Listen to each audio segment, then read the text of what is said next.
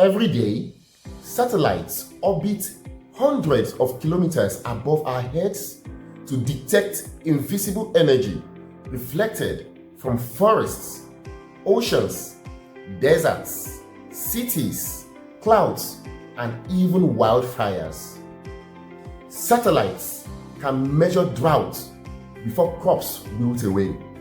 They can identify diseased vegetation before farmers notice it.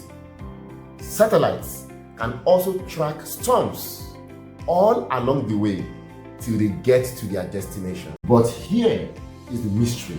How can a satellite see things that humans cannot?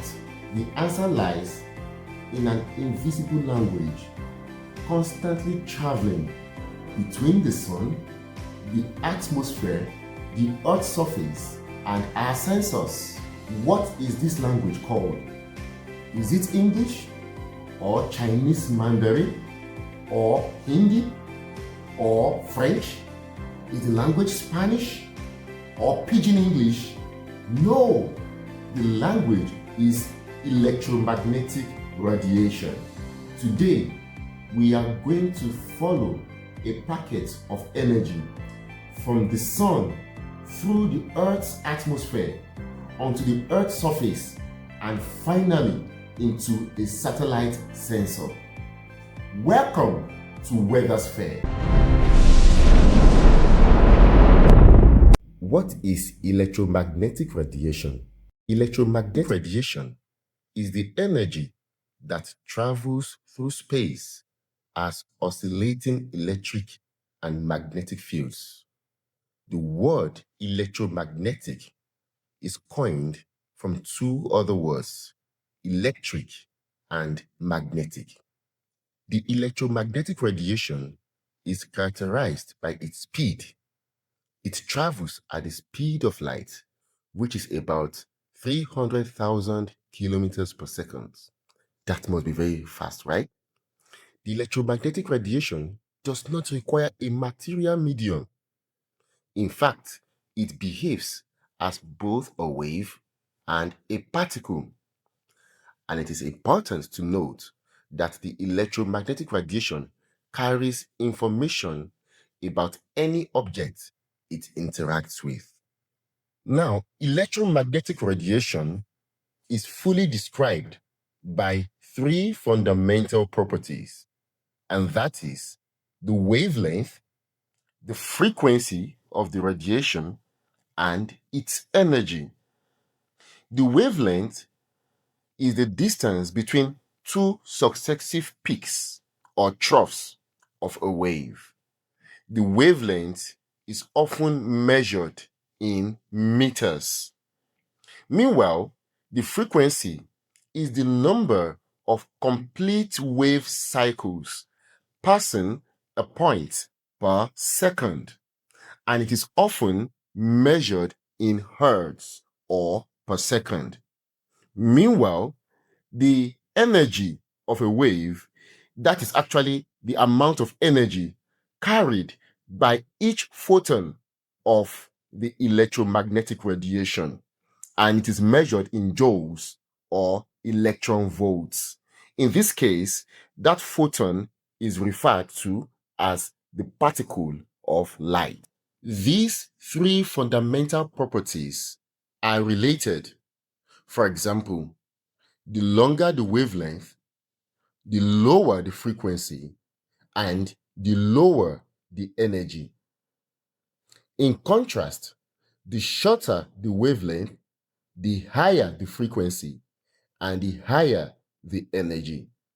And this is related by the equation C equals to F multiplied by lambda, where C is the speed of light at about 3 times 10 raised power 8 meters per second. On the other hand, the higher the frequency, the more cycles the wave will experience per second. In contrast, the lower the frequency, the fewer the cycles the wave will experience per second. That is to say, the frequency is inversely proportional to the period. F equals to 1 over T. Lastly, when we talk about the energy increases with the increasing frequency. And in contrast, the energy decreases with increasing wavelength. What does that mean? The higher the frequency, the higher the level of the energy would be. Meanwhile, as the wavelength increases, the energy decreases. And it is related by the product of the Planck's constant and the frequency. That is, the energy is the product of the Planck's constant and the frequency.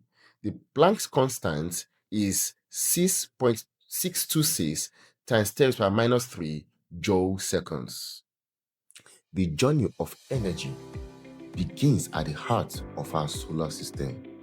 Electromagnetic radiation travels from the sun, carrying life-giving light and heat to our planet. At its core, this radiation consists of oscillating electric and magnetic fields, perfectly perpendicular to one another. The electric field moves vertically, while the magnetic fields oscillate horizontally, bridging the vast vacuum of space.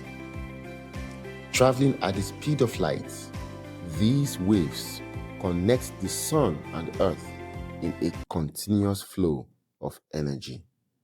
Now, let's zoom out to see the entire electromagnetic spectrum. The electromagnetic spectrum is the complete family of all types of electromagnetic radiation. They all travel at the speed of light, but differ in their wavelengths, in their frequency, and in their energy level. The electromagnetic spectrum comprises family members, as I called it, such as the radio waves, the microwaves, the infrared, the visible light that we all know, and the ultraviolet rays, the X-rays, and the gamma rays. It is arranged from the radio waves, which has the longest wavelength, to the gamma rays that has the shortest wavelength. And don't forget, I've talked about the relationship between the wavelength and the frequency some moments ago. That means if you move from the radio waves to the gamma rays, the wavelength shortens. If you move from the radio waves to the gamma rays, you have a higher frequency along the electromagnetic spectrum. Some key members of this family, of the electromagnetic spectrum family, is the visible light. It is very useful because it helps us to see landscapes much like our eyes. It is applicable in carrying out land cover mapping analysis. The near infrared reveals vegetation health, and you can apply it in knowing how healthy a vegetation could be, or even a forest.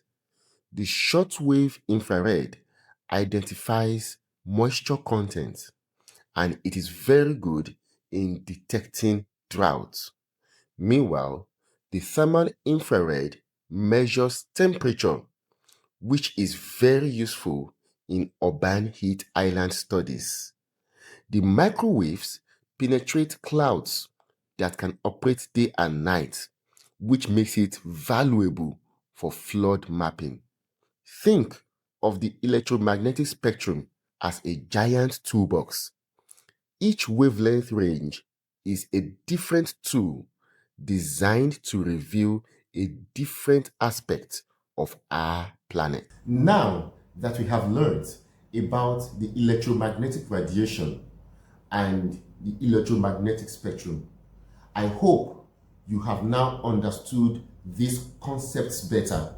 For a better understanding, I will encourage you to watch some of my previous videos on the introduction to remote sensing. The concept of remote sensing is not complete without talking about the electromagnetic radiation and the electromagnetic spectrum.